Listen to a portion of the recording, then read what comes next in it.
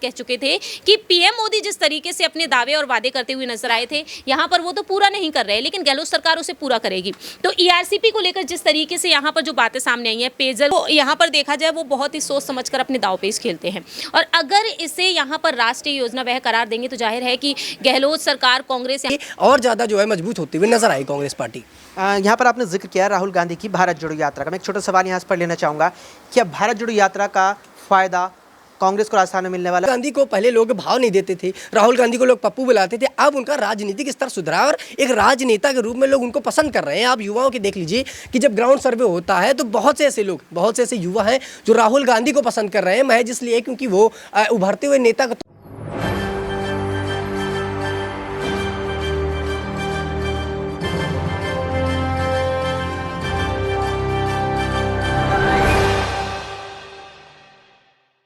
नमस्कार, ESPN 9 news आप देख रहे हैं। आपके साथ मैं हूं अक्षय अग्रवाल। 2024 के लोकसभा चुनावों का सेमीफाइनल जारी है, यानी कि देश के 5 राज्यों में विधानसभा चुनाव चल रहे हैं और सभी राज्यों में मतदान जारी है। जिस तरह से 7 नवंबर को छत्तीसगढ़ में 90 विधानसभा सीटों से 20 विधानसभा सीटों पर पहले चरण में मतदान हुआ, उसके बाद बीती 17 नवंबर को एमपी की सभी 230 विधानसभा सीटों पर मतदान हुआ, उसके साथ ही छत्तीसगढ़ की बाकी 70 सीटों पर भी मतदान हुआ। इसके बाद अब तारीख आने वाली है यहाँ पर 25 नवंबर, जहां अब राजस्थान की सभी 200 विधानसभा सीटों पर मतदान होने वाला है। राजस्थान में कांग्रेस की सरकार है, अशोक गहलोत के नेतृत्व वाली सरकार है, लेकिन अशोक गहलोत के नेतृत्व वाली सरकार और पार्टी आला कमान इस बात से भली भांति परिचित है कि राज्य में सत्ता विरोधी लहर है जो कहीं ना कहीं बीजेपी को बहुत हद तक फायदा पहुंचा सकती है। लेकिन इस बीच कई ऐसी चीजें हैं जो ऐन वक्त पर जाकर यहाँ कांग्रेस ने चल दी है चुनावों से पहले, जो इस पूरे चुनावी जो सफर है कहीं ना कहीं इसका खेल पलट सकती है। कुछ चीजें जिनका हम यहाँ जिक्र कर रहे हैं उनमें सबसे पहले आती है जो योजनाएं यहाँ पर ऐन मौके पर जाकर कांग्रेस ने घोषणाएं की है वे, और इसके अलावा जो राजस्थान सरकार के द्वारा राज्य में योजनाएं चलाई जा रही है वे भी यहाँ पर बड़ा मास्टर स्ट्रोक कांग्रेस के द्वारा मानी जा रही है। अगर उनका हम जिक्र करें तो यहाँ पर सबसे पहले आती है ईआरसीपी योजना, जिसे कहीं ना कहीं वसुंधरा राज्य की सरकार के दौरान ही यहाँ पर पेश किया गया था, लेकिन अब तक भी वो लागू नहीं हुई है, लेकिन उसे यहाँ पर अब प्रस्तावना यहाँ की इसकी दे दी है यहाँ अशोक गहलोत की सरकार ने। इसके अलावा यहाँ पर इंदिरा स्वास्थ्य योजना, इसके अलावा यहाँ पर मुख्यमंत्री चिरंजीवी योजना और कई ऐसी योजनाएं हैं जो इस पूरे चुनाव में कांग्रेस को फायदा पहुंचाती हुई नजर आ रही है। क्या ये योजनाएं और क्या वे मुद्दे जो अभी भी यहाँ बीजेपी को बैकफुट पर धकेल रहे हैं, क्या उन मुद्दों के बल पर कांग्रेस राजस्थान की सत्ता में वापसी करने वाली है? इन्हीं सवालों के जवाब हम न्यूज रूम में मौजूद अपने ही साथियों से जानने वाले हैं। सबसे पहले हमारे साथ यहाँ पर हमारे साथी प्रियांशी है, प्रियांशी से जानते हैं कि प्रियांशी, सत्ता विरोधी लहर है राजस्थान में और पार्टी कहीं ना कहीं इस बात से भली भांति परिचित है, तो क्या अपनी इन योजनाओं के दम पर पार्टी से निपट पाएगी? देखिए, जिस तरह से कांग्रेस ने यहाँ पर जो अपनी बातें रखी हैं, कांग्रेस का साफ तौर पर यही कहना है कि अब वह यहाँ पर उन्होंने वो तमाम योजनाएं निकाली हैं, उन योजनाओं के तहत यहाँ पर जनता का दिल वह जीतती हुई नजर आ रही है। तो ऐसे में ईआरसीपी की जो आपने बात की है, यहाँ पर 13 जिलों में सिंचाई और जल देने की जो योजना बनाई गई है, उस योजना पर अगर रुख किया जाए तो इस योजना को लेकर बार बार यहाँ पर जो मांग की गई थी वो सचिन पायलट की तरफ से की गई थी। सचिन पायलट ने साफ तौर पर अपनी बात रखी थी जब हमने देखा था कि बीते कुछ महीनों पहले जून और मई के महीने में वह शक्ति प्रदर्शन करते हुए नजर आए थे अपने ही दम पर।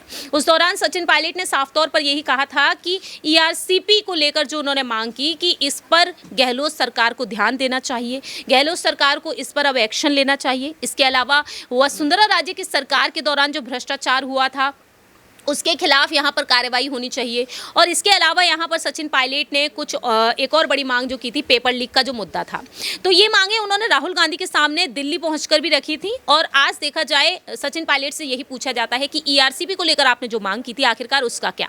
तो आपको बता दें, यहाँ पर अशोक गहलोत साफ तौर पर अपनी बात कह चुके थे कि पीएम मोदी जिस तरीके से अपने दावे और वादे करते हुए नजर आए थे, यहाँ पर वो तो पूरा नहीं कर रहे, लेकिन गहलोत सरकार उसे पूरा करेगी।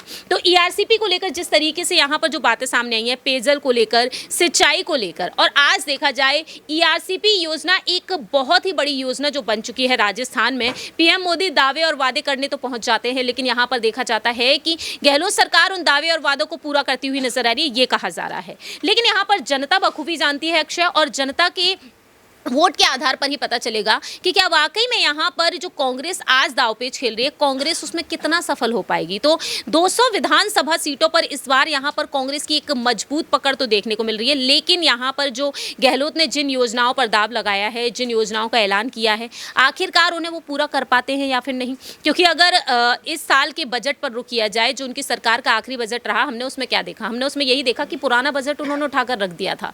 तो आज देखा जाए, जनता यहाँ पर दोनों चीज़ों को देखकर चलेगी। बहुत चीज़ों को जनता दूर से ही भांपने लग गई है। तो ऐसे में यहाँ पर अब देखते हैं कि आखिरकार ईआरसीपी एक बड़ा मुद्दा जिस तरीके से बन चुका है, इस पर कांग्रेस कैसे बीजेपी को हरा पाएगी। लगातार जिक्र हो रहा है, जैसी यहाँ योजनाएं और घोषणाओं की कांग्रेस की तरफ से बात आ रही है ईआरसीपी का, जैसे कि आपने यहाँ जिक्र किया। अब ईआरसीपी पर कांग्रेस का ये भी कहना है कि हम मांग कर रहे हैं केंद्र से कि इसे राष्ट्रीय योजना जो है करार दे दिया जाए, लेकिन केंद्र की मोदी सरकार इसे राष्ट्रीय योजना करार देने से बच रही है कि कहीं इसका क्रेडिट अब कांग्रेस पर न चला जाए। क्या इस दावे में सच्चाई लगती है कांग्रेस की? देखिए, ये अभी चुनावी रणनीति है, चुनावी प्रचार है, और चुनावी प्रचार धीरे धीरे चरम पर पहुंच रहा है, क्योंकि 25 सितंबर को वोटिंग होगी। तो ऐसे में यहाँ पर इसे राष्ट्रीय योजना करार देना, जाहिर है कि यहाँ पर बीजेपी है। बीजेपी में हम देखते हैं कि तिकड़ी है, जेपी नड्डा जी हैं, अमित शाह जी हैं, पीएम मोदी जी हैं। तो यहाँ पर देखा जाए, वो बहुत ही सोच समझ कर अपने दांवपेच खेलते हैं। और अगर इसे यहाँ पर राष्ट्रीय योजना वह करार देंगे, तो जाहिर है कि गहलोत सरकार, कांग्रेस यहाँ पर अपने गुणगान गाएगी कि हमारे राज्य में, हमारे कार्यकाल में इसे राष्ट्रीय योजना घोषित किया गया। लेकिन बीजेपी भी यहाँ पर काफी चालाक है, जाहिर है कि वो अभी यहाँ पर वो दाव नहीं खेलेगी, वो इसे राष्ट्रीय योजना घोषित नहीं करेगी। तो ऐसे में यहाँ पर हमें अक्षय इंतजार करना होगा इन विधानसभा चुनाव की वोटिंग का, और 3 दिसंबर को जब नतीजे सामने आएंगे तब का। तो जिसके बाद यहाँ पर देखा जाएगा, अगर कांग्रेस सत्ता में आ जाती है, अगर कांग्रेस वाकई में सत्ता में आ जाती है, तब बीजेपी का क्या दाव पेच होगा, तब वह राष्ट्रीय योजना घोषित करेगी। या फिर अगर बीजेपी खुद आ जाती है सत्ता में, तो जाहिर है वो राष्ट्रीय योजना घोषित करने में टाइम भी नहीं लगाएगी।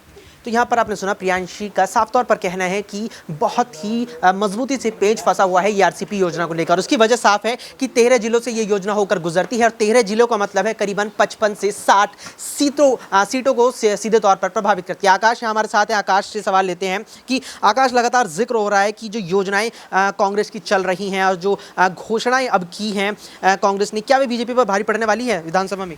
जी बिल्कुल, वाकई में देखिए, जिस तरीके से कांग्रेस पार्टी लगातार अपना स्तर सुधार रही है। आपने देखा कि भारत जोड़ो यात्रा के बाद से ही कांग्रेस का जो स्तर है वो काफ़ी ज़्यादा अच्छा हुआ। राहुल गांधी ने अपने जो है छवि सुधार लिया, और इधर प्रियंका गांधी को लेकर काफ़ी ज़्यादा जोर दिया जा रहा है। जिस प्रकार से प्रियंका गांधी ने इन विधानसभा चुनाव के दौरान रैलियाँ की, लोगों को संबोधित किया, महिलाओं से जो जुड़ाव बनाया है, वो कहीं ना कहीं कांग्रेस पार्टी को फायदा दे रहा है। भारतीय जनता पार्टी इसी चीज़ से झटका खा सकती है। मध्य प्रदेश में उन्होंने तमाम योजनाएं लागू कर दी। इसके बाद राजस्थान में गहलोत ने जो है महिलाओं को फ्री बस देने की योजना चालू कर दी। तो कहीं ना कहीं ये योजनाएं कांग्रेस के फायदा बढ़ाती हुई नजर आए। भारतीय जनता पार्टी को इससे नुकसान हो रहा है। भारतीय जनता पार्टी वो काम नहीं कर पा रही जो इस बार कांग्रेस पार्टी कहने के कर रही, क्योंकि जमीनी स्तर पर लोगों से जुड़ना, उसके बाद महिलाओं से जुड़ाव बनाना। और इस बार आप देखिए कि जो मध्य प्रदेश की वोटिंग के जो आंकड़े आए हैं, उस पर महिलाएं काफ़ी ज़्यादा आगे, जहाँ 74.5% जो है पुरुषों के वो मतदान है, वहीं 75 से ज़्यादा की जो है मतदान महिलाओं ने दिए। तो कहीं ना कहीं महिलाओं से जुड़ाव जो प्रियंका गांधी ने बनाया है, वो इनको काफ़ी ज़्यादा फायदा दिखाएगा। और न सिर्फ विधानसभा के चुनाव, बल्कि केंद्र के चुनाव में भी इनको फायदा मिलेगा,